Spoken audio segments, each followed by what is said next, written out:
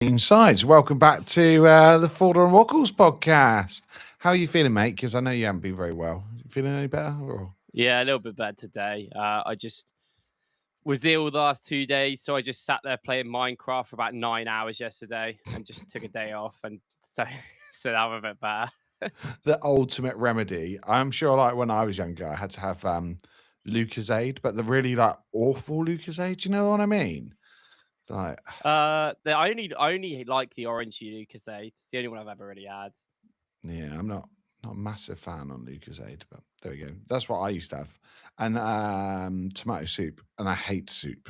I hate soup. Oh yeah, soup is the worst. If anyone likes soup, please put it in the comments and Well, I tell do, me I what do, type of I soup. d- Because I do like tomato soup. I will say, but I like if I was well, you only have it when you're ill. Like you just do. Like yeah, if I was well, I'm not gonna be like, oh, what could I have for tea? And then like pick soup. Like that's just not happening. You know what it's I that mean? thing of well, like when you get a 3 course meal, it's like a set menu and it's soup, Yeah. and it'll be something Yeah. like broccoli soup. I'm like, oh, why? Yeah. You're just ruining. Bring out my main meal then. Don't bother with that. Take that back. I'll have the bread. Take that back, and then I'll have my main meal. Yeah, no, not happy. What's been happening then? I mean, oh, I guess the news. 1,000 subscribers. Congrats, 1,000 subscribers. I know. It's monumental for me, to be fair. And thanks to anyone that has subscribed because, yeah, I didn't think I'd get it. We kind of, I'm sure we had this conversation, maybe not on the pod, but, and I'd set the target. I said, right, 1,000 by the end of the summer. I've got to do it. I've got to start doing more content. And I'm taking your advice and doing more stuff like shorts and things. Apparently, people like very short, I guess there's attention span in it. But oh no, Alex, you're a soupist. No, no. I 6'10", fair enough. I Don't know am if I not like, a soup guy. Congrats on 1K. Thanks, mate. Oh, don't know soup. if I like that Alex, connotation of soupist. yeah. Alex, please tell me what soup you like. Because I genuinely, if I could get a soup that I like, at least I've got a fallback.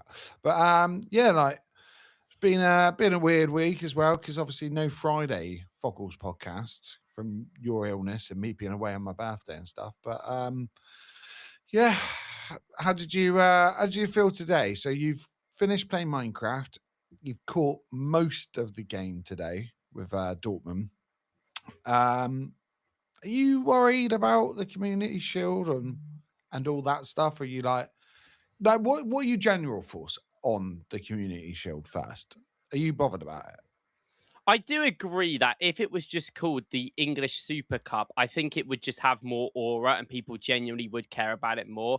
Like Yeah. the whole point of it's supposed to be like the proceeds go to charity, so they named it the Charity Shield and they've named it the Community Shield. You can still do that, but just call it the Super Cup. I don't understand why everything has to be so like on the nose. I'm a guy that hates Mhm. on the nose things just generally in all media. I know this is not really like about that, but in all media, when I think things are said so literal to someone, I hate that. I like it being a lot more like, under the wraps a bit. And I don't know, I feel like that is a big part of it. I don't Yeah. really care overall. I think it is a good way to see like how your team are going to necessarily play against a big opposition in a bigger occasion.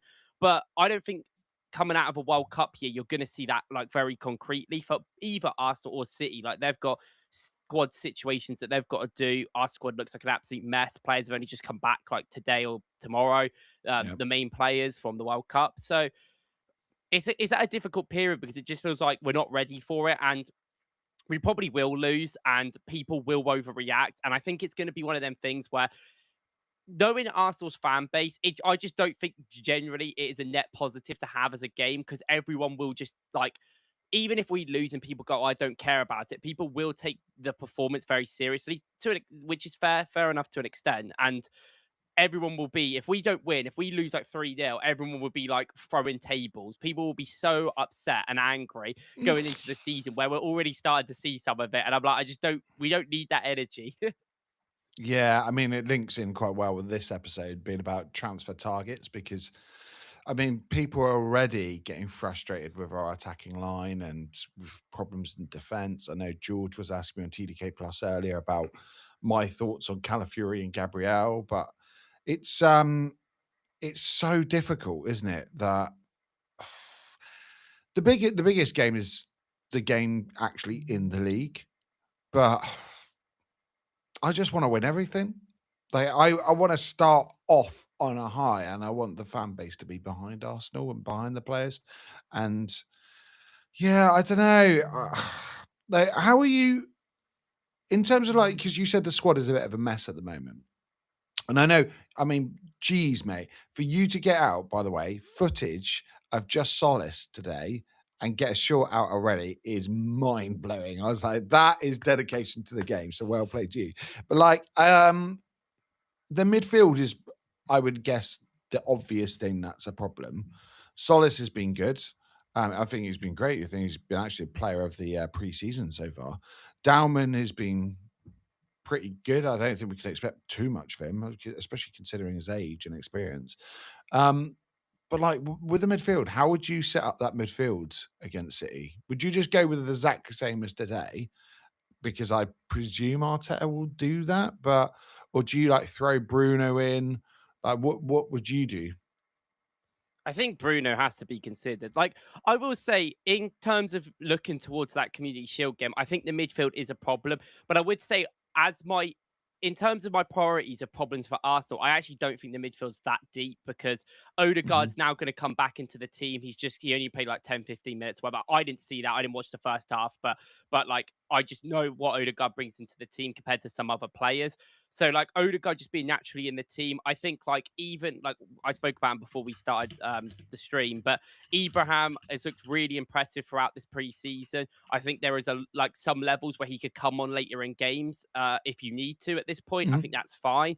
Miles is there. I don't think I like Miles as a sitting six by No. himself. I think I've seen a lot of it now where I'm like, I don't. I just and I think I will go into him in a bit because I think it's more of a larger midfield problem, but I do think he is like a part of that. But I still like Miles in the eight, right? Rice is not there. I don't know if Rice is going to be there to start the season, maybe not. But then Bruno comes in, and I think a lot of these problems are subsided. You've also got Zuba Mendy coming back. So I don't really worry about the midfield. I think that is a lot of personnel problems. At the moment, we Yep. clearly don't have many fit players or like players who are available. So we are doing this like Havertz midfieldy thing with Gyökeres, which is just awful, right? Like before I spoke about like how I wanted them to work in a duo. Like in November, I did a video on it before they'd ever even played together because Havertz was injured. And I was like, in theory, I think this is how it works. It just doesn't work in practice because like I feel like Havertz in midfield doesn't work unless you have a proper controller in there. I think Winery on and off has been a controller. Like people are Winery was really good, I thought today, one of his best Yep. games. But I'm not going to pretend that he wasn't honestly, I nearly swore there. Like genuinely awful. He's one of our worst players in the last two games. Like I'm not going to pretend that didn't happen. He was awful when I watched him against Betis, and I was not impressed. And I thought his attitude in that game stunk.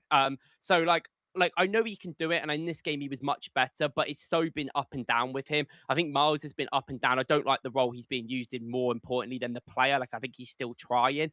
And then you put Havertz on this like last line sort of play with Gyökeres, and I do think a lot of people talk about their combination being bad. It's bad because neither of them technically are very great and they are just not consistent enough with the ball. And like I said with you, if Winery isn't the most reliable in the block all the time, and Miles doesn't know what passes to do, then you've got a midfield that aren't keeping the ball, aren't probing like Odegaard does. And this is a situation perfectly where Odegaard comes in and makes us better. But I'm not necessarily saying that's like Odegaard should be playing. It's just he would make the team better because we can't keep the ball, which I would hope Yep. other players can do.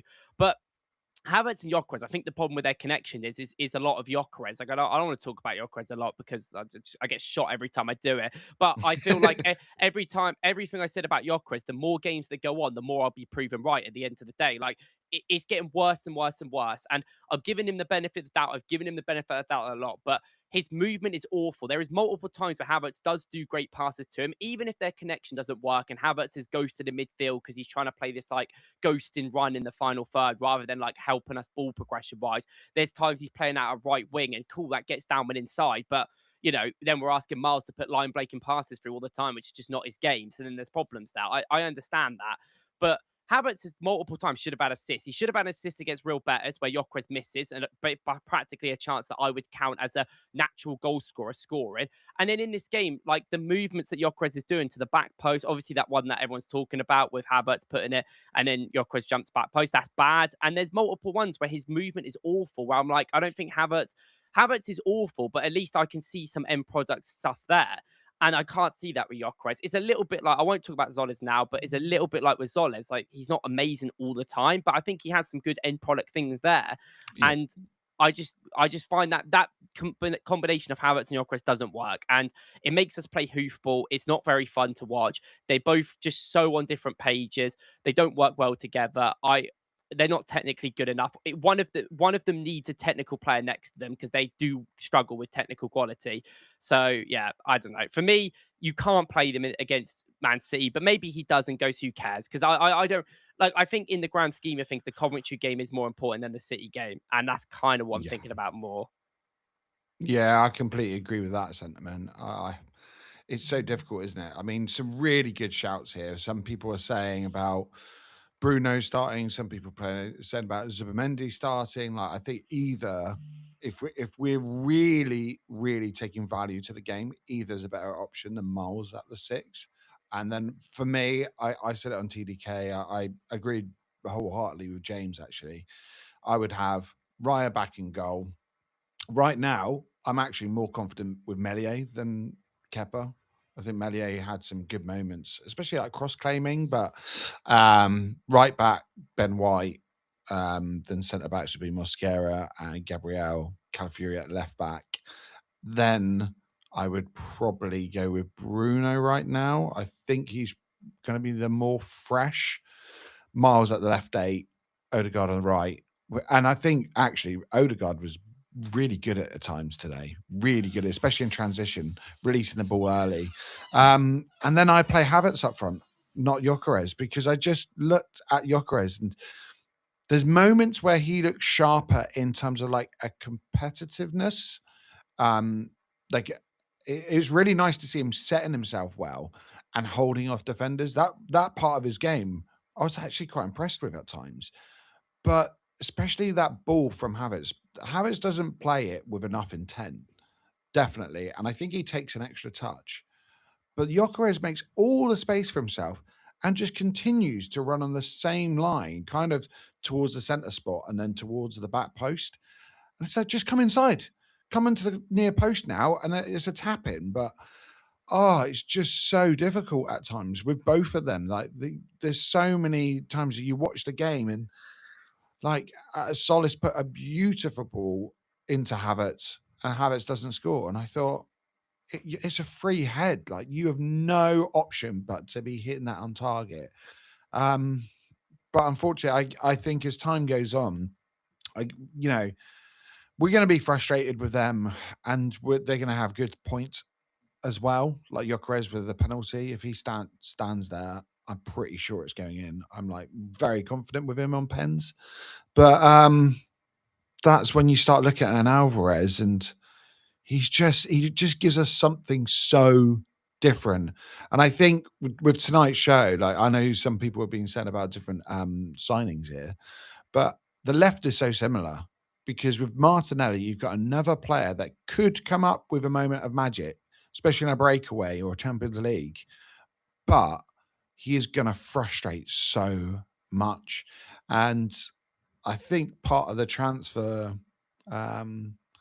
panic from some parts of the fan base is probably from that. It's the frustration of like seeing the same things or the same errors or the same players over and over again. So it's a difficult one. But yeah, for me, I think Solis has to play on the left in the Community Shield. And I think Dowman really deserves it on the right. I think he really, really does. So that's what I'd go with. Kind of going into transfers then, because we said a bit of a shorter episode tonight, especially with you not feeling very well, and you need your Minecraft medicine. I want to do players that we've been linked with, maybe players that you've got outside of the realms of like the general media links. Let's start off with defence. I think we both said in the past, Fresneda, you prefer like a right back option rather than a centre back option. Well, I don't want to say too much because just recorded a video and I will be releasing it tomorrow morning, which is basically like on the defense. So I don't want to be Okay, like, all right, I don't fair. want to go too detailed into it, but like, I kind of came to the consensus that I feel like we're just going to I think we should just sign two players. We were willing to spend 150 mil on Vinny Jr. And I don't think whatever, unless you buy two attackers, which may still be the option, but I still think a lot of the money we're going to generate is going to be from sales to an extent. If they actually want to start doing them, I'm so sick of hearing, oh, we've got to wait for sales to happen. We hear this every summer and then nothing happens, and then it's already.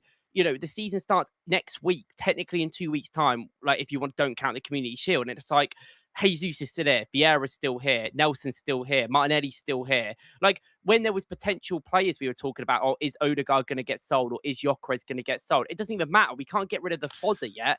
That Yeah. they're still here. And I know there's been talks about Jesus going to Napoli, but yet again, faffing over money. I get he's on a lot of money and it's not a difficult deal, but we've got to get these things done. Nelson, what, a loan to West Ham, I've heard. Cool. Who cares? Just get rid of him. He's got 1 year left. Just terminate his contract. Like, Especially on 100 grand a week. Exactly. There is more benefits to these guys not being at the team. Martinelli, the longer it goes on, the longer I'm like, that's probably right. We might just have to keep him. Like, I just don't like. Yeah. There is teams that want Martinelli. There is clearly links in there, but like, if you're going to get 35 mil for Martinelli, that's just nothing. I just wouldn't care. Like, I just keep him. What's the point? I just buy another winger. Like, I don't really know why you have to sell one to get one in if you sell all these other players, right? Like Vieira's got to go. Like these players just have to leave. And I know the fan base will really cry about certain players going for too cheap, but I think the longer the summer goes on and how long that we take to do these deals, they just has to be gone. I think in terms of defense, I would really consider if we were willing to spend, £4 bajillion on Vinny, then we surely have a bit of money to spend in defense at now, because I don't think we're going to spend that money in attack. Maybe we do. Maybe there's a way that we can get yield if that works or whatever. But like, at the moment, I don't really see that happening. So I would just like to get defenders in. I think that they're more likely to get a centre-back in than anything else. I think the links have been concrete. I wasn't happy on Konza for 60 mil, but the longer the summer goes on, like with every transfer Arsenal do, the deal becomes more a necessity than anything else. We have to spend money at the end of the day. And if you're unwilling, if you're umming and ahhing, like we do so much, and I understand it's difficult, you just have to be like definitive in your actions. We are going into the season where our centre back options are we've got right centre back and right back, and the only players that we have that can play that are currently Mascara and Ben White, and then maybe Marley Salmon, who is 16 years of age. That's it. Timber's not back for a few weeks. Saliba's nowhere to be seen and won't be for months. Like, and we've got a game in next week. Like, surely this was a priority, right? There has to be consideration. Yep. I get that they want Konza and they don't want to pay the money, but there's so many other targets.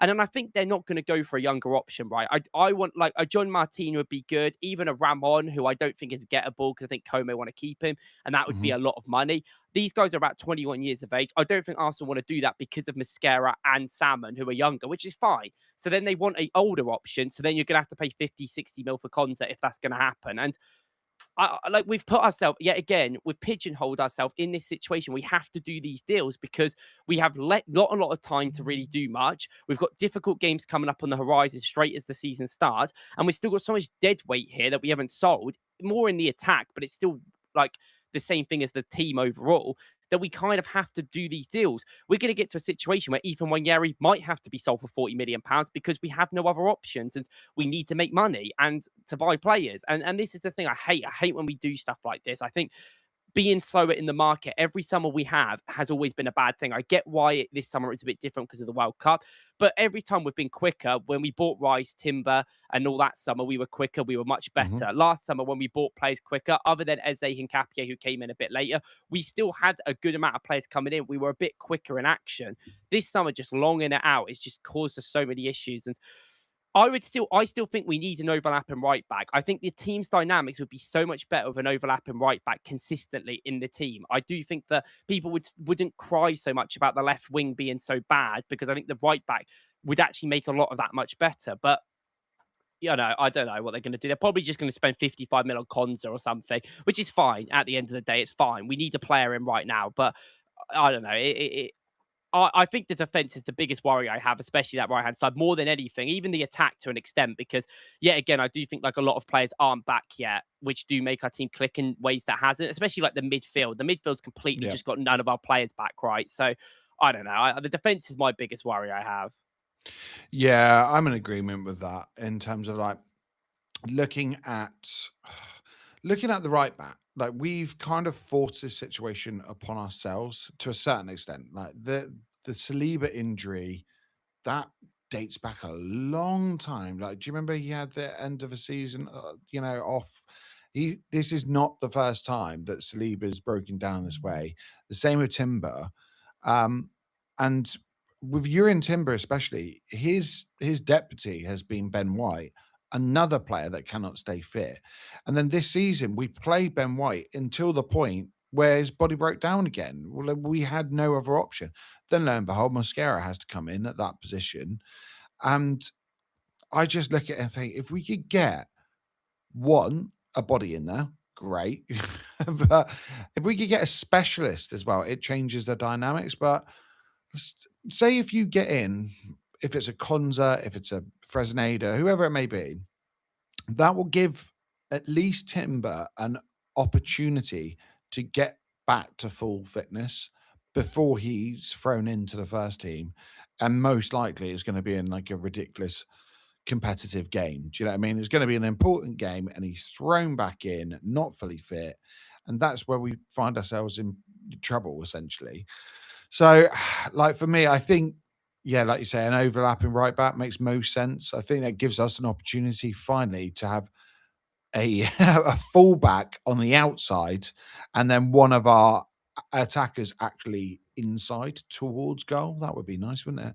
But I think Yeah. Saka. I mean, Saka's unbelievable from the touchline. There are very few players that can do what he does from the areas that he's often picking up. But I have liked watching Max Dowman, not so much in this game, but in the first game of preseason, really picking up the half spaces, and that's something that that personnel would give us. It's difficult. It's difficult because I know what the club will do, and they'll most likely go for another like Hincapié or Calafiori or Ben White or Mosquera, someone that can play out wide but isn't really their role. So Yeah, they're I gonna. don't know. Yeah, I mean, we're in a situation here where we're like relying on Ben White to play, and if Ben White can't play, Marley Salmon's starting. Like, and like I think What would Marley you do? Salmon's Would great. you start Salmon at right centre back, or would you?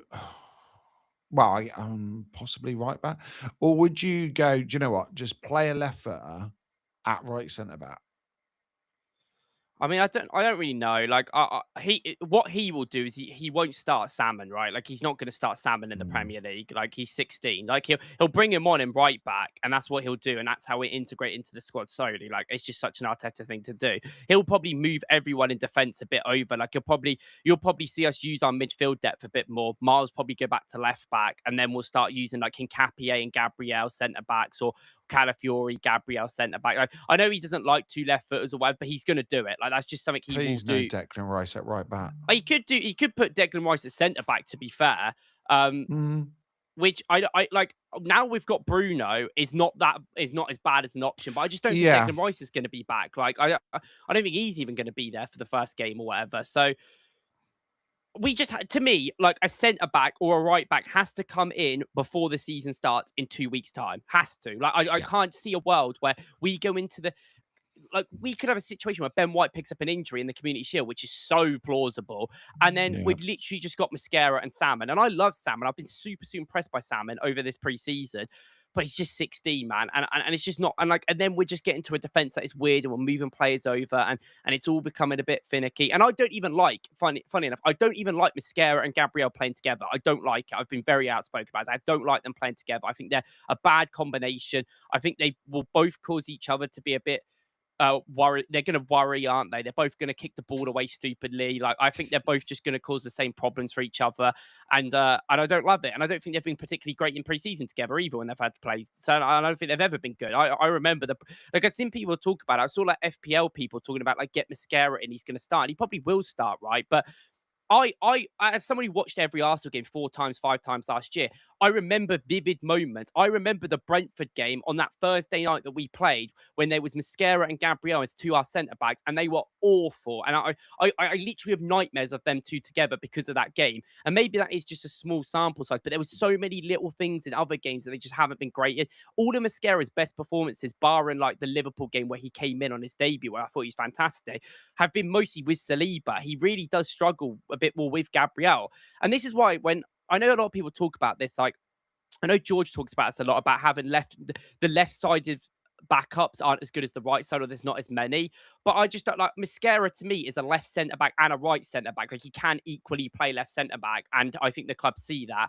I also think Miles can just play left back. I know people don't want to do that now, but like he can, and I think like okay, yeah, maybe we could sign another player for centre back and stuff. And I agree, maybe that's a way we go into, but.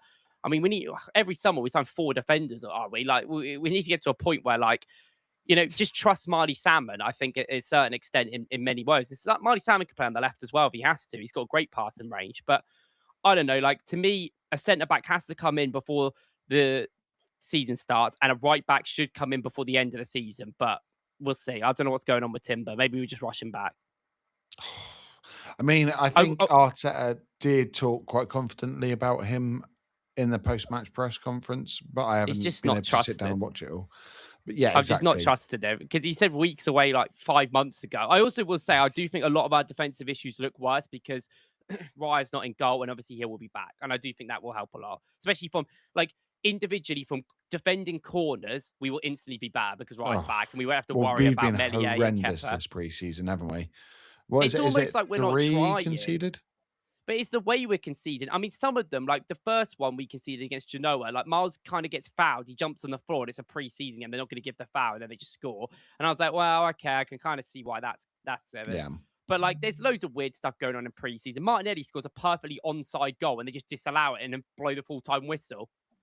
Okay, I was like, hello.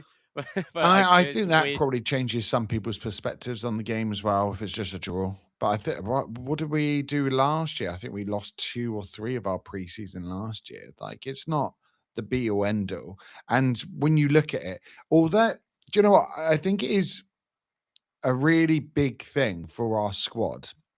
When you look at the team sheet, the starting lineup, there's no one that you look at and go, oh God, how are they on that starting lineup? You know? Wow.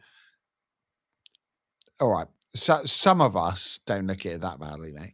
But really, in essence, when you actually go through it, we're missing David Raya, we're missing Saliba, we're missing Timber, we're missing Declan Rice.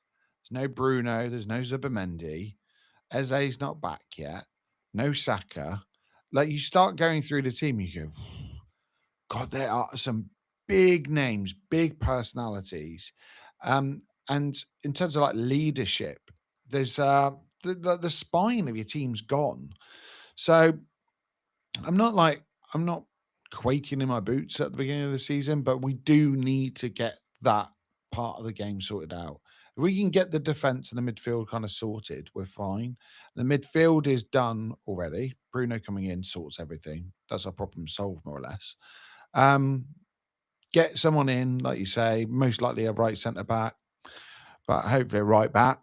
And then you can look at the attack because the attack is functional by design. Like it's never going to be the most free flowing attack with who we've got. But right now, once midfielders come back and things, you've got so many options. We've actually got Gyökeres and Havertz and Marino all fit at the beginning of the season. We've actually got Solis in already and Martinelli. We've got Dauman. Like it looks like Madueke is working hard, ready to be fit for the beginning of the season. Saka will be back before long. So it's not the end of the world. But I think we were all waiting for that cherry on top, aren't we? We're all waiting for that marquee signing in attack. But whether that's going to be on the left or whether that's going to be for the middle, I don't know. let's go through, right? Should we just do attack? Well, Sorry if you could hear my dog there. before we talk about attack, well, Yeah. I think we do need to mention the elephant in the room, Christian Romero and the possessive links I was to hoping. Arsenal. I just forgot about it when I saw about Konza, but then I remembered. I thought as well you might not want to talk about it if it comes up in your video tomorrow. I didn't really mention him, to be honest. I didn't really. Well, I mentioned him. I just like. I mean, why do I even start? Like, I mean, it's He is fine. one of your favorite players, though, isn't he? See, I famously don't really like many of the Argentinian football players, and well, other than Dybala, obviously that's my boy. Yeah, and now we're linked to Alvarez and Romero, and we're going to sign their old team. I don't know where to start. The funny thing, I just think, like with someone like Romero, that the juice isn't worth the squeeze because of how annoying Arsenal fans are sometimes, right? Like, this is one of them signings where I look at it. Like, if I looked at it just from a footballing perspective and a finance perspective, I do see it. He's a very good player. Like, I do think people are going to just like go, he's bad, he's bad. I don't think that. I like to analyze football. I don't just like to like have like general opinions like that. I do watch Romero a lot, and I think he is very good. I think he was very, very good in the World Cup. I think he was one of Argentina's best players. I just worry, like not even like talking about all the other stuff, which I didn't mention in my video tomorrow. I mentioned this as well. I don't want to mention all the other stuff about Tottenham because I'm sure other people can talk about that. I don't really care. I just think I don't want a really, really aggressive defender next to Gabriel, right? I just don't want that. Yeah. And I do think there's certain levels of this. Like people go like, well, these players are this because of it. I do think if you put I always find it so funny how people like distinguish how environments work. In my opinion, if an environment is so good in anything, if someone drops themselves into that environment, you almost become a simulated part of that environment, not such a cancer or corruption to that environment in itself. I think people look at things so much like, well, if you bring a bad guy into the dressing room, he's going to make the whole dressing room bad. Generally, people are in the dressing room, right? It's like 30 people. Like, if you had a friendship group of 30 people and there was one dickhead in there, I don't really think they're going to make that much difference if there's that many people in it overall. Like, I don't really, and also, like, they all have the same sort of goals, all right? Like, when you're in football, it's not like a job or not like a friendship group in real life. You don't all have different priorities. You don't all have different motivations. You all basically have the same motivation in football to achieve the same goal. So there is going to be some fight and some arguments when you're like not agreeing, but ultimately it's all in good faith because you're trying to achieve the same thing. I think with Romero, I don't really worry about any of that. And also he's friends with Gabriel Heinze. Isn't that like a big reason why he Yeah. wants to come, it seems like.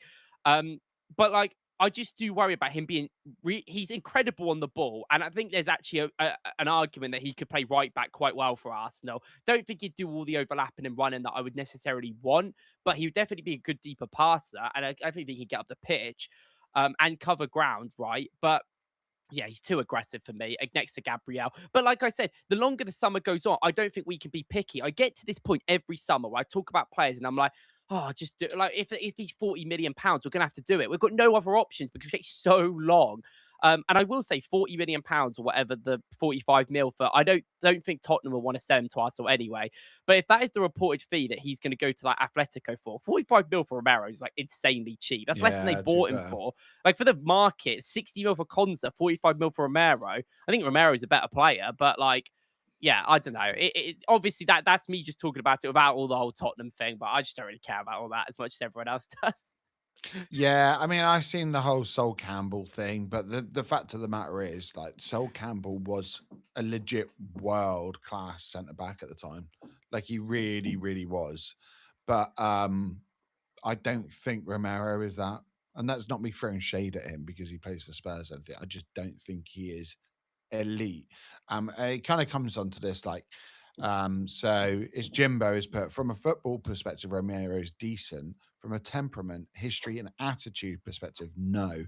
And then Simon's put Romero's rash in every way. Like, and he is like, I think this deal and the talk around it is rash in itself for them, like to leak from his camp that he wants to go to Arsenal. I don't even have words to explain the stupidity in that. Do But you think they're stupid though? I really don't. I think I'd rather go to Arsenal than Atletico Madrid. They suck.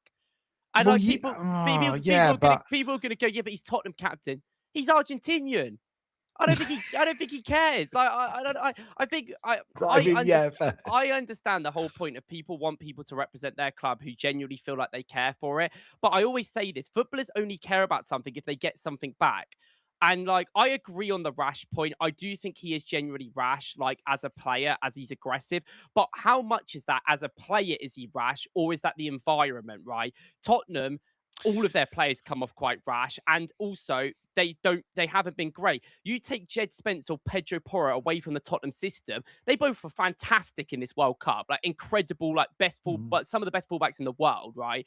And Romero as well. You take like I know he is quite aggressive in the Argentinian setup, and I'm not saying he isn't, but it's a very different sort of idea than like I feel like if you watch him play for Argentina and watch him play for Tottenham, they sometimes are quite different. And the thing that annoys me of how stupid he is sometimes for Tottenham, right? But I don't know Yeah. how like how much is that on him or the environment? Sometimes the environment, if you're constantly losing every single week, people do dumb things and then they do get rash and they get frustrated and they get annoyed. When Arsenal are top of the league, is that going to be that temperament going to be able to upheld a bit more? These are things that like ultimately people who make signings will look at a lot more than like I think a lot of people really have that the consideration for because we just look at things quite black and white, going, oh, Yep. well, he looks like that at Tottenham, but I don't know. It's always the fit that I find weird. Yeah, I mean, I've seen, yeah, over the years, you look at players like Fernando Torres, for example. He was in a perfect environment for him at Liverpool, moved to Chelsea, and looked like he'd never kicked a ball before. Like there are players that like move from club to club, like McTominay. Look at him, like moves from United, goes across to Serie A, and suddenly he's one of the best players in the league. It is really interesting how, yeah, environment is just key, but I think as time goes on, the Ramiro deal, as much as I hate to admit it, it's actually growing on me, which is maybe worrying. Maybe me having my birthday, I'm going senile at my age now. But I do look at him as a person of it's real hard because there's two sides of the coin. There's the point that from a ball playing perspective, he's actually really good. If you need someone to be aggressive, if you're worried, like we had this moniker of us being having like a soft underbelly. He's not got that. Like he doesn't, and we've created this whole I don't know fortress and this team and squad of players that are just big players, always willing to go in. There was a time where we only had what Xhaka at times or Kolasinac as the people that are going to stand up and be counted. But so there's that side of things. I look and I go, well, actually, the money it's not too bad. You've got a player who's been in big situations. He's played in the World Cup. He's done all sorts. And then at the flip side, I look and I think the red cards, the partnership with Gabriel, like he's a Yeah. he's a Tottenham player. The attitude at the end of the season when they could be relegated, and he's like, "See you later, guys. I need physio. Like if you go down, you go down. I'm not even going to be there to say sorry or anything." There's so many things That that I is look and think, "Oh, alarm bells." But on the flip side, most positive way of looking at it, if the club got it done, they've got a good track record. I don't think he's going to throw everything out of kilter. He'll know he's coming in to play second fiddle to Saliba. He'll know that. And I do think it gives you the option in a roundabout way of actually resting Gabriel because by him coming in, you could actually play a Calafiori at left centre back, a Romero at right centre back as a little bit more balanced way, and then finally you can relax and you can be like, our two main centre backs can be taken out, and we've actually got a really good centre back pairing. And Capio goes out to the left, like Timber goes out to the right, and you've still got a damn good back four there, really. pretty good back So four. it's like it's so difficult. But the instinct in me, Simon says, Romero is a red flag with legs, and it's so Dude, true. It's it's like, so funny. I knew I'd come oh, on there and I knew that like I don't know. Like, I knew that a lot of people were quite down on this, and I'm like, oh, you know what? And I knew that I could be like speaking a way that maybe would convince people a little bit. I will say how I look at Woodpit transfers. saying he's front-footed, fits us.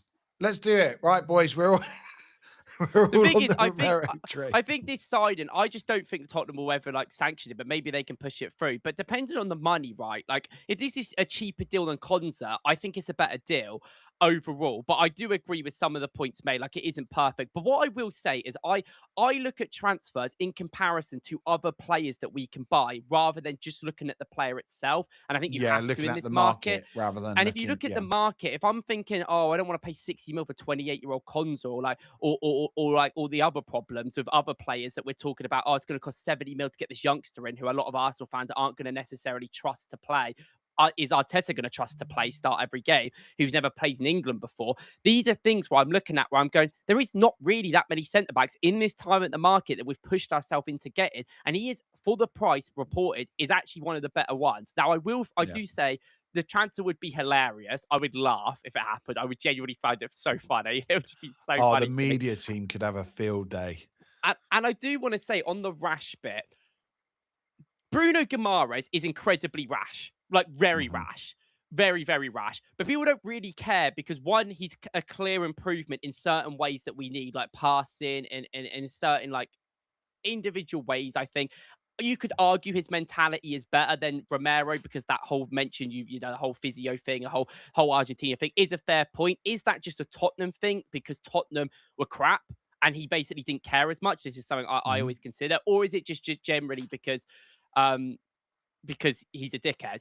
It could be both. You know what I mean? It could be a bit of both. And I'm not going to say it's not, but like I think when I look at it, I kind of get into this situation well, I just don't think it'd be a bad signing. If Bruno played for Tottenham, right, and we signed Bruno Guimaraes, would there be that much pushback? I reckon there would be a bit because it's Tottenham, maybe. But I think people would look at the player and go, "Wow, he's fantastic," even if he does have quite clear weaknesses and being rash. Romero might be. You could argue he's more rash than Bruno, but I would argue they're both very rash. They just kick people, right? Like we've played against both of them hundreds of times, and they've kicked us so much. Um, Yeah. and I think like when I look at it, I go like I just think like people will find an angle if they don't like a signing, which is fair to like disregard a signing. But I could also do that about signings I think people were very happy about. Eze's a great example of this, right? I don't think Eze was ever a slam dunk signing, but I was so happy that we finally got a creative guy in the team. And he Yeah. barely created last season, let's be real. But I still believe in him and I still like believe he can do a lot. But I think there's a lot of like real red flags you see with that signing. You know, 28, we spent 70 mil on him. He's still not really found a place in the team. And it's like, well, people are much more willing to look the other way because they like the story of Eze than Romero, Tottenham, and I get Yeah. that. I understand that's what football's about sometimes, but like from like a tactical and analytical point, I'm like, I don't know, it's not that bad. It's funny though. It would be hilarious if we saw Romero. It'd be so funny. I mean, the meltdown from both sides would Yeah, be there would be. monumental, wouldn't it? Like the Tottenham meltdown, and I could also see all of the historical tweets suddenly coming out. You know, people being like, oh, you boys have got like him. He's a mess. We've always wanted to get rid of him." And no doubt those same people began, "Oh yeah, he's best centre back in the league." And then Arsenal fans as well will meltdown because they'll be like, "What are we doing getting him? Why are we getting him? He's a Spurs player. Like he only gets red cards." It would be manic online, but I mean, it's Oh, we it's should just probably. not a signing that is going to get me excited. And the problem is, I don't think there is one at centre back. Like someone said it earlier. I can't remember. Someone said about the signings. Everyone wants, everyone knows that we need signings, but we can't all unanimously choose one. And I think that's the problem with midfield. Ironically, I had said about Wharton, you'd said about Anderson, we'd gone through Buadi, we've talked about loads of players on this channel. Neither of us, I don't think, had really considered the option of getting Bruno. But if we knew that was an option, I think we both have gone, yeah, there's a lot of pros with that deal. It might not be perfect, but there's a lot of pros to that deal. And I think the defensive options, like you said, looking at the market, there isn't the perfect deal. There's just not. There's not. I think people have their ideas. Like, here's one. Simon's just put it up. Diamande to Forest for 40 mil is a decent deal. But I've seen Diamande, especially against us, have horror showing. Like real bozo gene, kind of like reminded me of young Gabrielle, but or more, or maybe more like an Upamecano. But it's going to be interesting because we've got Como on what, Wednesday, and then we've got the Yeah. Community Shield, and then it's Like, starting against Coventry. So someone's got to come in simply to have a body through the door. But I'd rather have players that I know have some sort of quality that are going to improve the team and have a couple of mm, weaknesses than players that are quite unknown, right? Like, realistically, we should do like a bit in this stream. I don't know if we should do it in this stream, but we should definitely do it for the future where we do like I say a statement and then we've got to say agree or disagree, and then we talk about our opinions. nice, I like that. I'm not taking it from any other podcast, so don't even talk about it. If anyone in the comments has watched any other podcast that do it, it's not true. No, no, definitely haven't I taken that. genuinely have no idea anyway, so I'm just saying it's your idea, mate. Yeah, yeah. But like, because I think like, yeah, again, like if we would just have the conversation, oh, do you think Romero would be a good signing? That's very nuanced. I think easily you could say no or yes, and someone could say. But if you were to say, would you prefer Christian Romero over someone like DeBast? I think then the conversation becomes. This is where I look at things, and it Mm, becomes much more interesting. I think DeBast is a fine player, guys, but I don't think he's better than Romero. And I think if the price is around the same, I'd rather just get Romero. yeah. I get the whole Tottenham thing and the whole. I get that, but like I'm just looking at a player to player here, and I think these conversations are very interesting. But there is, at least I will say, there is so many defenders out there that are reasonably priced. I think around 40 to 50 mil, which we can get. Like, it's not something like the winger market or the forward market where I'm like, yeah, we might be worried here. But I think there is a lot of defenders we could get. God. You've been called out by Jimbo, by the way. Fraud segment, stolen, can't be trusted. Um, I mean, let's go through some of the comments actually, because there's a lot. Thanks, guys, for No, tuning no, in no. and getting in the comments. And guys, if you got ideas for players that aren't in the general media, give us a shout. Let us know. I mean, Wackles has probably scouted them already, to be fair, or done a short one. But yeah, let us know because I'm always interested about new profiles of players and stuff. Let's go from here. So, all the theories, all the sevens, alt theory, 777. Players like Eze are moments players. You can't expect good performances from him. He's also okay, consistent basis. He will give you moments, reverse of what a good Odegaard performance looks like. Yeah, they're so different, aren't they, in terms of like the low touch, high touch players. And I think in terms of our left side, that kind of is what I'm looking at. A lot of people were against this Solis deal. I mean, before I'd even seen him play for Arsenal, I was like, I'm happy with it. The money's good. Like his numbers are incredible for Club Brugge. He's a player that, in terms of like physical profile, looks good. Dead ball, like when that's one of those things that you can't get away from because it's an isolated technique. With him being able to do that, I was going, okay, that's something that we could probably use at some point. At least, like, I know he's got the ability to strike a ball, like whether it's a cross, whether it's a corner, or a free kick. So I didn't mind the deal at all. But he is not going to be an outlier player as much as like a Vinny is. A Vinny is an outlier player where you look at different metrics. You're going to look at it and go, okay, if it's take-ons or if it's repeated sprints or if it's whatever it may be, he's going to have an outlier stat. And that's the one thing we need. And I guess with Eze, it's he is able to pop up with the unexpected or the unbelievable, isn't he? He's just the Tottenham game's a prime example of that. Just rises to the occasion and just comes up with these goals. We've got down here Trust Mosquera from Clixie. I mean, is it a bit harsh on him if he's suddenly taken out? If we do get someone else in, if he's taken out of that right He's back or right centre he's back. still gonna play loads though. Like, it's not about Mm, just trusting Mascara. It's the fact that we are literally have Mascara and Ben White and then Marley Salmon, and that is it. Like for yeah, 2 positions. Like Mascara can play and he will play loads, whether we buy another centre back or right back or whatever.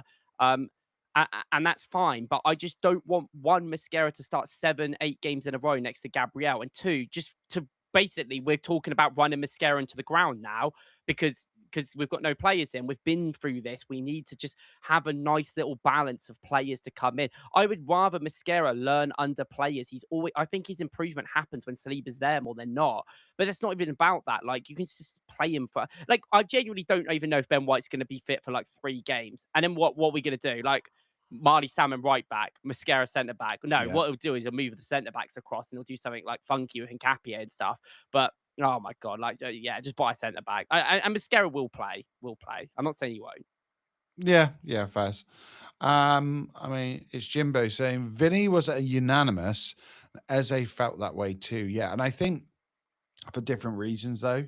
I think Vinny felt more unanimous for what he's achieved in football and what he could elevate us to. I think Eze was more for oh, well, it's harsh. Maybe it's harsh to say less for his talent because he did give us something that we just didn't have, like the ability to dribble, the ability to shoot from distance.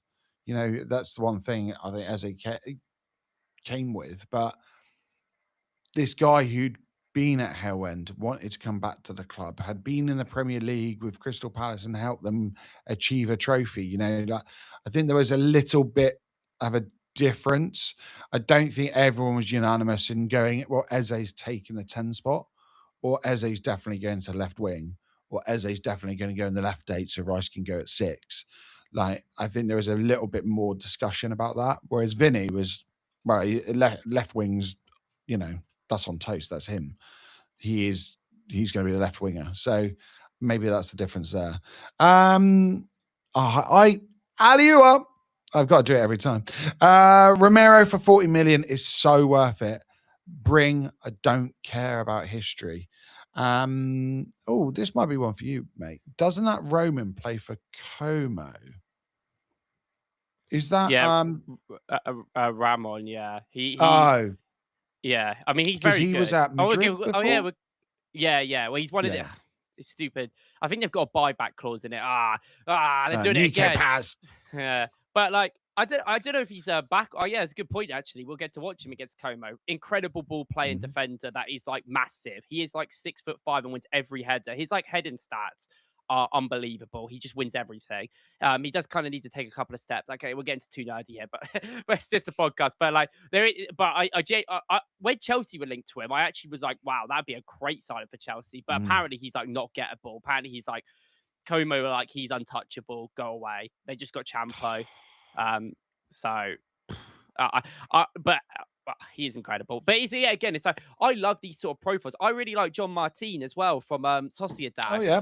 And he's got apparently like a 50 mil release clause, like 51 mil or something. And I'm like, oh, okay. But then like he's 21. Like, are they going to allow a 20? Like, that's the same sort of age as Mascara. You've got Marley Salmon, who I want Marley Salmon to play this season, right? I've seen enough in this preseason and throughout Yeah, he's patches of looked good. he's literally captain sometimes the under 23 side. He's like 15 last year, like 16. Like, I think he turned 17 in a couple of weeks actually. So he's an age where you can play him. Like, it's not unseen. It's Hot very much not take. likely Has to he defend. been the best performing youngster in preseason?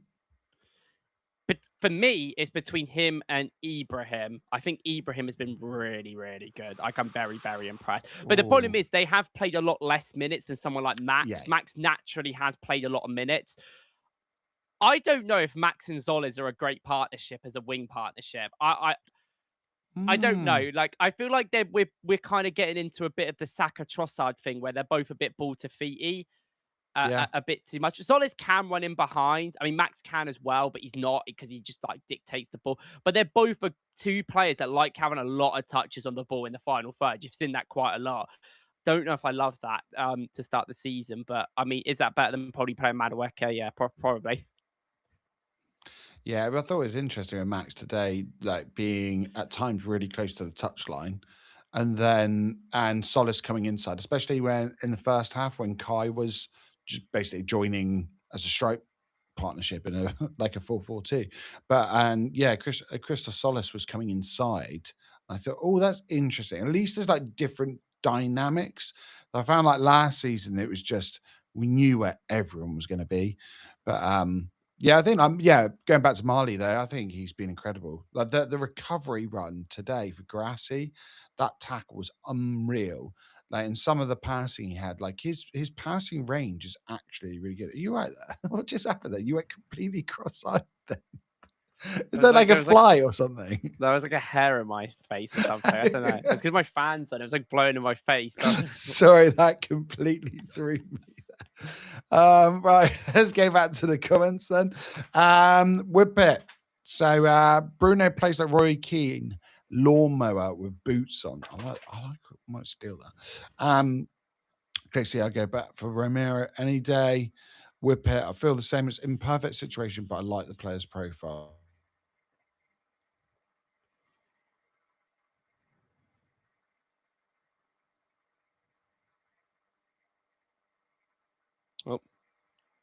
oh.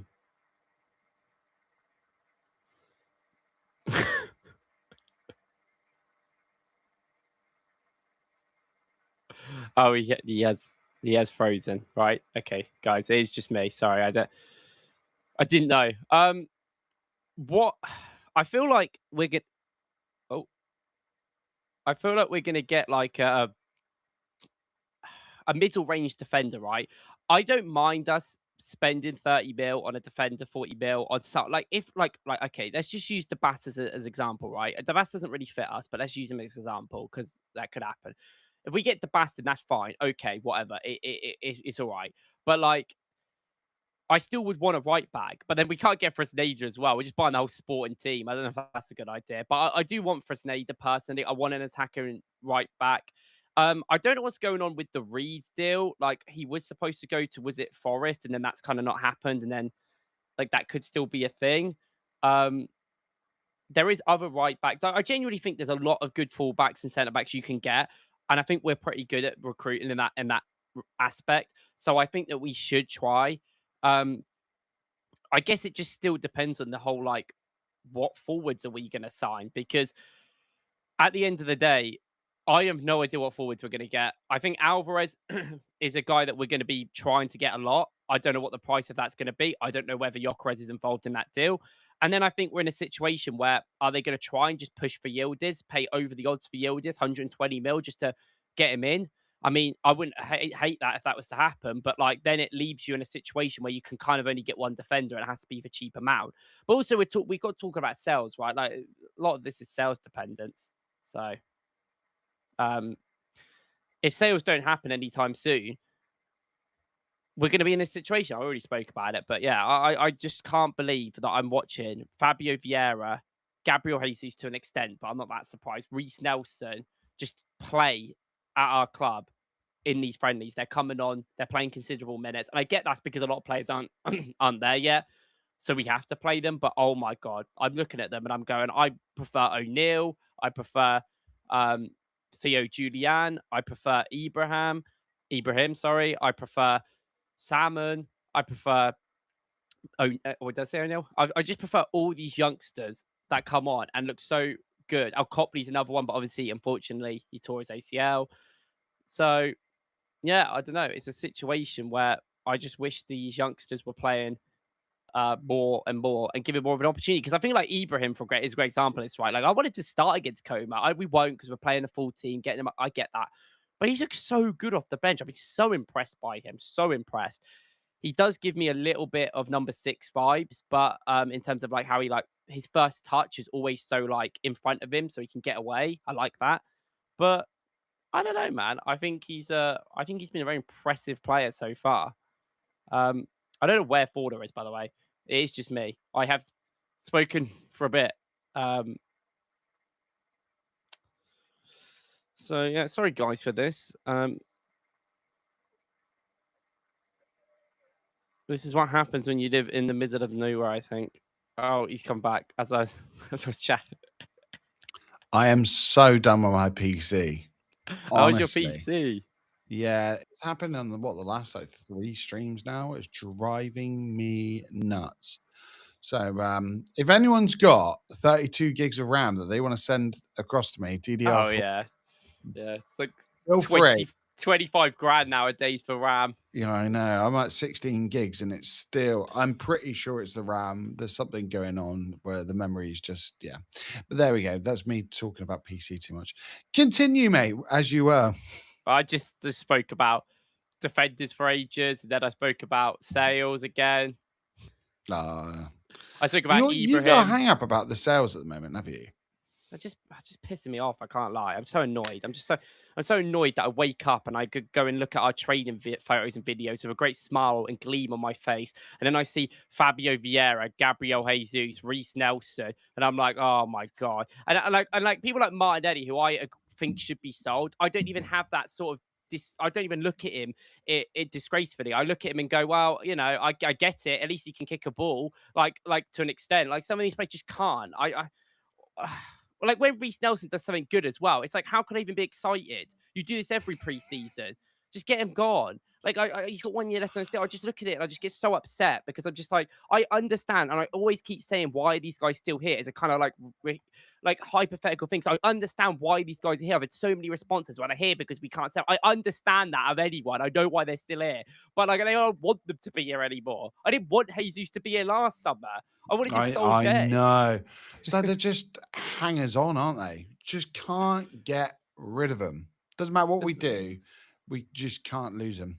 Ah, it's driving me nuts. Some of them is a bit stupid because like Hamburg are trying to scam us. Napoli are slightly trying to. I would be a lot more emphasis on just getting rid of Jesus for like 10 mil. If it's you want 20 mil, I don't really care. Like for me, his wages are too much of a problem. Someone like Fabio Vieira, I do think as the window goes on, someone will pay like 18 mil for him. I think we should be we can hold that off a bit. But the problem is if we're holding off transfers to buy, and I like last podcast we spoke, and I was like, well, I don't really care if Norgard goes, but he's gone. So, Yep. so it doesn't matter. But like we obviously it does feel like we're very much one in, one out at the moment. Trossard in, Trossard out, Zola's in, Bruno in, Norgard out. And it's like the biggest rumor right now that is going on, maybe Jesus, maybe Martinelli. Zubimendi has concrete interest from Real Madrid because they're not getting Rodri. And Chelsea, apparently.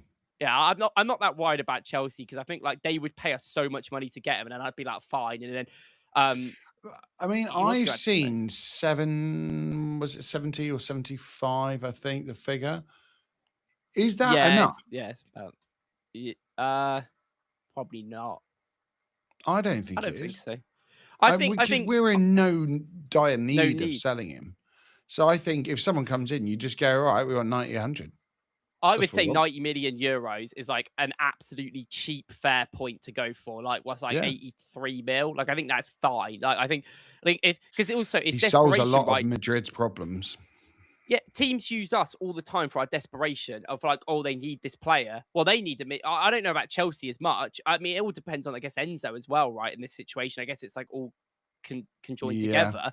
But like, Real Madrid are desperate. I mean, it's Real Madrid's own fault. I mean, I don't begrudge them for giving Vinny a new contract, but I remember at the time saying like, if they do it, there is going to be severe, downsides to it from their financial perspective. And it looks like now they're not getting Rodri. Now you're in a situation where it's like, well, we've got 16 left wingers at the club, and we've got like barely much of a team. But no, it's great because we're hopefully we'll just go down the left side every time. It's like, I don't know, there's going to have problems. So. I mean, Madrid are funny as well, but I do wonder if the news is somewhat joined up thinking just simply because Alonso wanted him when we got him originally, and then Madrid have obviously kind of missed out on Rodri for the looks of things, and the desperate need of someone just with a little bit more brain in midfield, maybe. But yeah, I wonder. I don't know. There was the rumor going around that the reason Bruno was coming in because Zubimendi wasn't happy, and so I don't know. I just can't see us selling him personally. I just think it would. You know what I'm going to say, don't you, Reece? What am I going to say? It would. Send the wrong You've message. you've got you've got to say your own catchphrase. It doesn't work Oh, if I all say right. it. Fine. I do. I think it's send the wrong message. Like to the fan base, to the players. I think we're building something here. And maybe next year he can leave if you want, but then you build on that and you get someone else in. Like I don't know. I To don't me, I don't I think right now, considering the end of the season Zubimendi had, even though like he played a lot of the season, I think his value is actually like in terms of how the world see him, it's probably like lower than it was. I don't think it could get mm, much lower than it is right now. So I think if you keep him for another year where he is still going to play loads because I know people think that like, oh, Bruno's in, Zubimendi's out, because that's how people on Twitter think football works in 2026. But he's still going to play huge amounts of games because we've got so many games to play. So it's like, I don't know, like and I think we'll next year. rotate more. Yeah, yeah. I'm hoping, I'm praying that Wow. Arteta rotates a bit more. Well, Maybe hopefully, not. yeah. Maybe that's wishful thinking, but It's kind of like the whole Ramsdale thing. This is a great example of where the club could have sold him the year before for 30 mil. We kept him, he barely played, and we sold him for 30 mil. Where it's like, well, because there's not many goalies who are homegrown, ultimately his value doesn't really decrease even by not yeah, playing. There is Arsenal are famously bad at this, and they just sell players way too late all the time, ever. At this, but this is a situation where I'm like, nah, just keep him. I don't really see it's good, you know. it is mad. Like looking at the transfer outs and the prices that we've sold for people.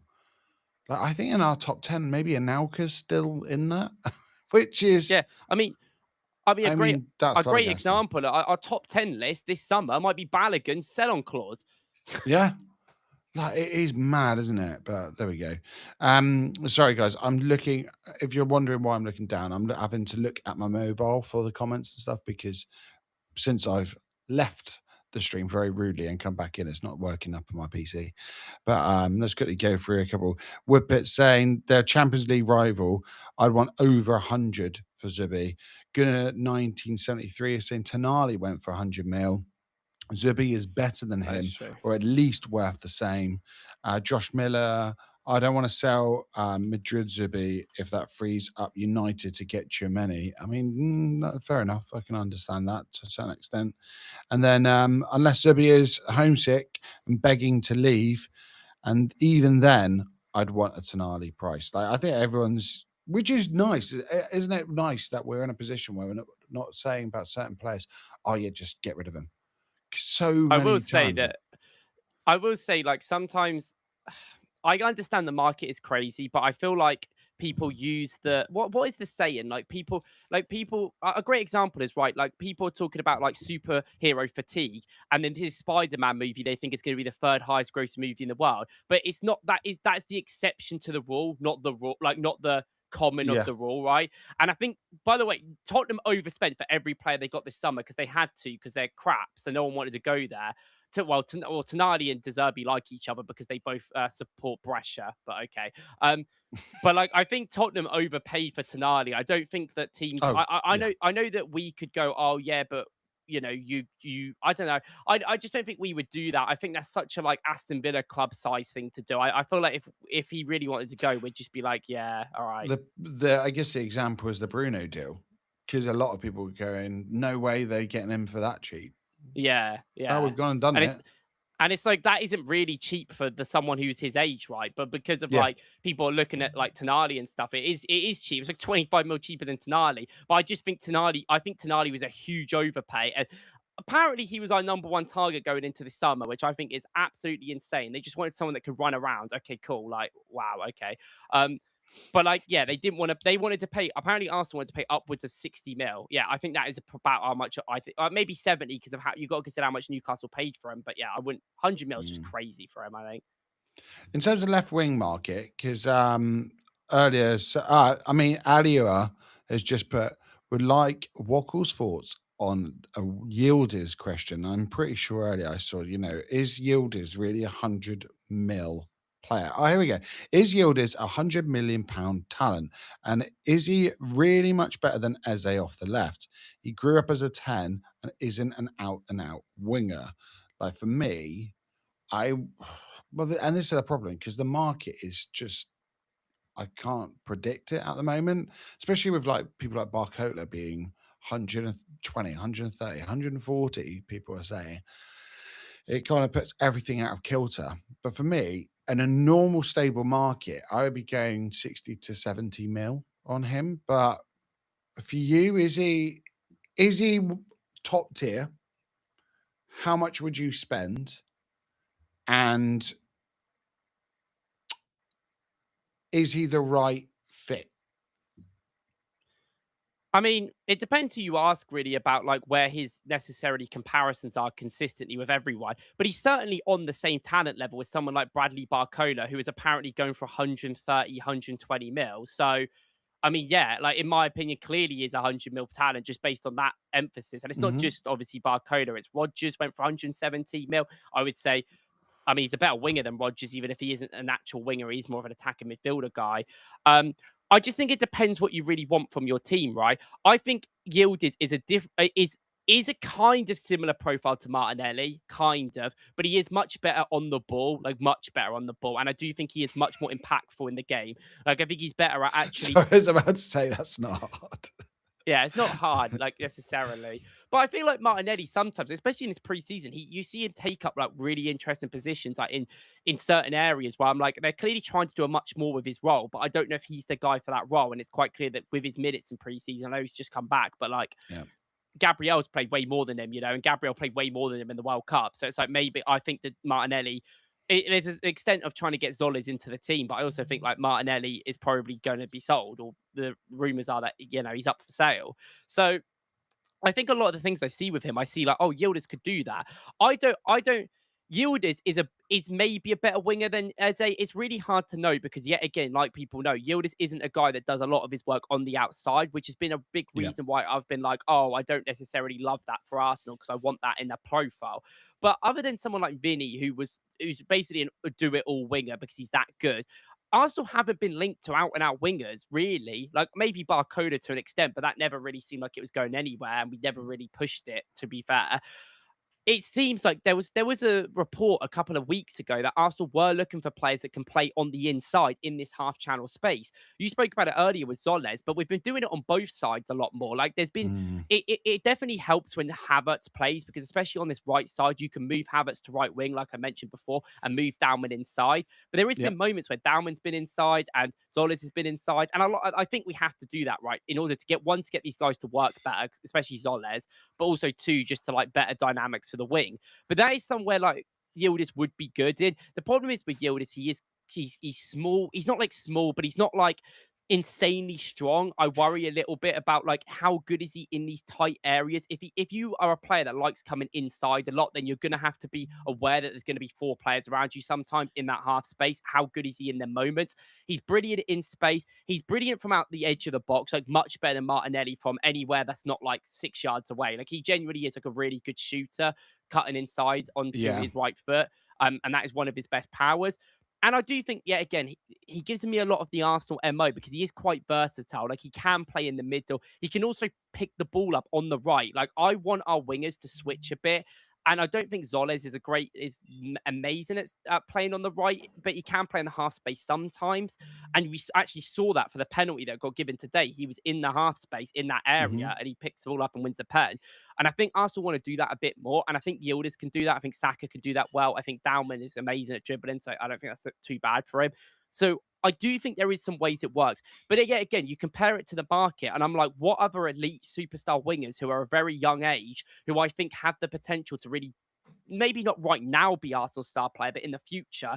And I'm like, there's not many. And I think Yildiz genuinely is that level. Also, given his contract situation, he just signed a new deal and all that. That's why he's going to cost huge amounts of money. But I Yeah. remember saying to you last week on the podcast, I said, if we don't get Vinny, but we have been showed a willingness to spend huge amounts of money for a winger. What is stopping us going to Juve and going 120 mil for Yildiz? I literally said that on the podcast last week, and that has been some of the rumors that have been circulating since. And I kind of think like that would make sense. It is an overpay. I'm not going to act like it's not, but he is a fantastic player. Like I do think there's weight. He might be a bit of a frustrating fit, but I think for the future it's good. And yeah, Yildiz is a star, man. Like Yildiz is on the same level with these people like Barcoda and stuff, in Yeah, my I opinion. think he solves different issues to Barcola. Like, I think Barcola is such an obvious choice, just simply from the signing of Bruno. I think in terms of off the ball running, what Barcola gives you.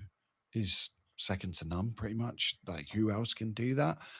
But he throws up so many other problems that I look at him kind of like, in simplistic terms, he's like Martinelli on steroids with Barcola. That's the way I look. Like, but Yield is the one thing I do like about him is he's had to take on this mantle at Juve, and he's asked so much.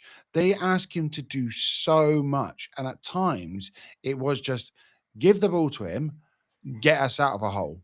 Like, and I quite like that he's had to experience that, and he'll be able to come to Arsenal and kind of just go, okay, they're not asking me to do everything. I can just do my role. But like you said, like looking at the market, who is there? I mean, Barcola, For the Njai has money been, but I for the don't. money associated with Barcola, I just think it's too expensive. To be Nico honest. Williams, like I like Nico Williams. Like I he gives us pace, something that we are missing, especially if Gabriel Martinelli leaves. But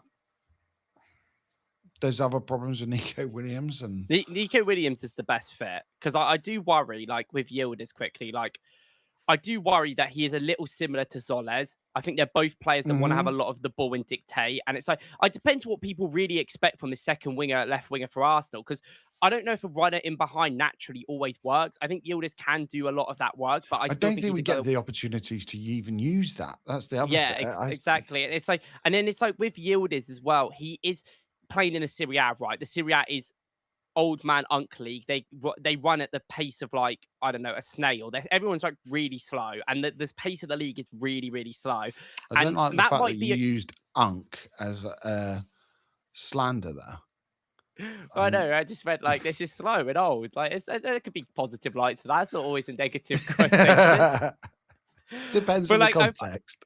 I feel like with that a bit, I worry. I you could say, oh, it fits Arsenal's system because we naturally play slow, and he's used to playing Mhm. against teams that are like that. But he's not used to playing against good low blocks, really. And I remember the low block. I remember Yildiz vividly in this World Cup trying to play against low blocks, and he was the only Turkey player that was actually doing anything. There was a couple of times we did really good, like quick receives, quick crosses in, which I really like. But as long as if you how do I say it without mentioning the elephant in the room? If you play that against a low block and you play this slow football and you have Gyökeres in the middle, it's not going to work.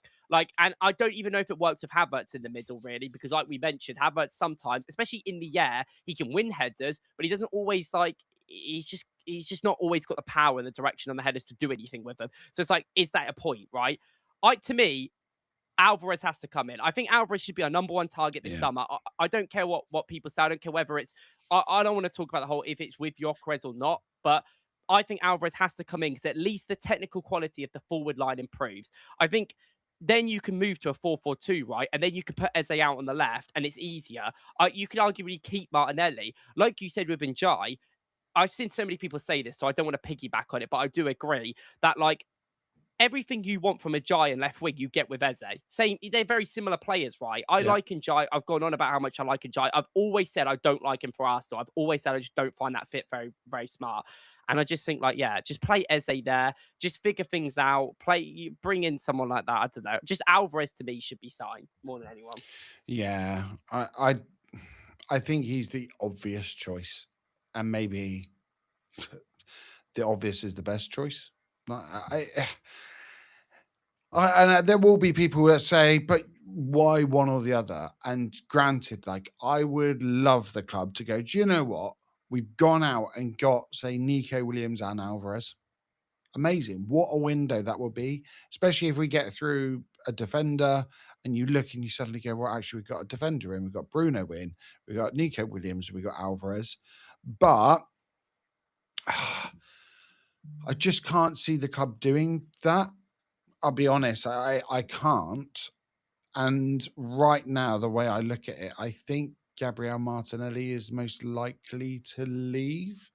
But maybe that doesn't matter. Maybe we've just signed a new deal with Emirates. I think we've just got another Adidas deal.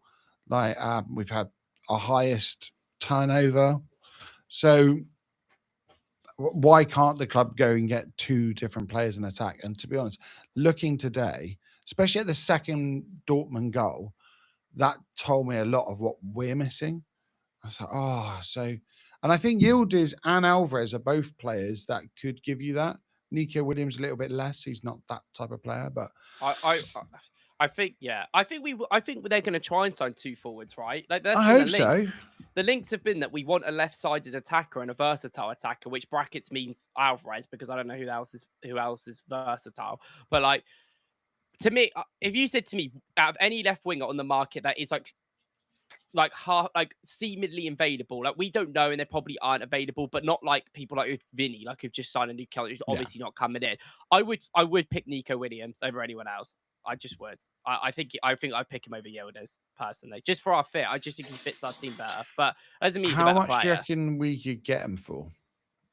No idea. Like it's Bilbao, and he just signed a new deal, and he's a huge amount of wages. So, like when I talk about the money, then it makes more sense to go for someone like Yildiz, sort of example. But I think from player perspective, I'd rather just have Williams. But that might not always be feasible, and I can understand that. So if that's not, then I think Yildiz is perfectly fine. I just think Alvarez has to happen. If Alvarez happens, then I'm like, okay, at least I can understand that the attacking dynamics are going to change. I think in better ways. And at least then I can justify like Eze at left wing and then left mid kind of in a 4-4-2 sort of role. And then it's not too bad. I don't mind that as much. So yeah, that's what I say. I do think this whole thing with a swap deal. I mean, I don't know the logistics of it, and I have no idea the likelihood of that being, a possibility. But if the club are serious about making changes in the attacking line, and I've actually quite liked what Gyökeres has given us, and I mean, even just from availability standpoint, but if there's an opportunity to upgrade and up level our attack, maybe that's a way that you can do it and get two people in, because you let Jesus go, and we're talking about 20 million. You let Martinelli go, and then you get Gyökeres gone in part of a deal with Alvarez. Suddenly, what looks like 200 million, suddenly that changes into, actually, in terms of real cash, it's not as much. So maybe we can get two in for the door, mate. Like, I'd love to see it, but I just don't want to see the club make decisions in the market for the sake of making additions in the market. Like we've got to improve, and like you say, enjoy for Martinelli. Like, yeah, I don't really know. Yeah, we just got to get the right people in and win this damn league again.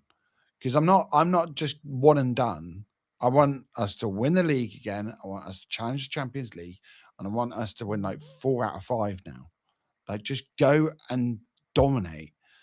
But the only way we can do that is by upgrading, because otherwise it's going to be a long, hard slog, isn't it? It's a bit difficult.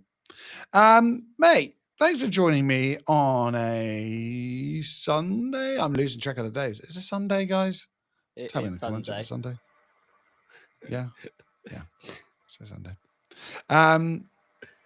Where can everyone find you? What are you up to at the moment? Because you got a video coming out, haven't you, tomorrow about defense? Yeah, just doing things. I haven't really even been focused on football that much, but still seems I know some stuff, so it's fine. Just check me out, Wackles Football, Wackles YT on Twitter. And all the other Wackles. Guys, if you just search for Wackles, there's like Wackles Wrestling, Wackles Formula One, there's Wackles Gaming. A lot of them are like in the workroom, future, if not anything now working on. So they're all at blueprint stage. Yeah, I like that. Obviously, if you haven't done so, please like and subscribe. We have 1,000 subscribers. If you missed that at the beginning of the show, like, honestly, big thank you to everyone that has tuned in, has subscribed. It was a little target of mine at the beginning of the summer to get this done, and I have done it, which is amazing, but not alone. Like, along with the help of this guy, it's all mirrored right now, Wackles, along with all of your help in terms of all the support and stuff, the guys in the Discord, the guys who are here every single week, along with the guys actually at TDK Plus as well, who always push stuff out and tell everyone to come find this channel. It's been wicked. Like, there will be more videos coming out. I think I've got some shorts about some youth prospects that we've got coming through. We'll be back on Friday, hopefully, as long as neither of us come down with a flu or anything. Well, Yeah, maybe it's supposed to be 35 degrees or something on Friday, so we'll see. Because I don't know if I'll be surviving. well, I don't know if my computer's going to be surviving like tonight again. We'll see. We'll be optimistic. But yeah, guys, hit the like button, hit subscribe.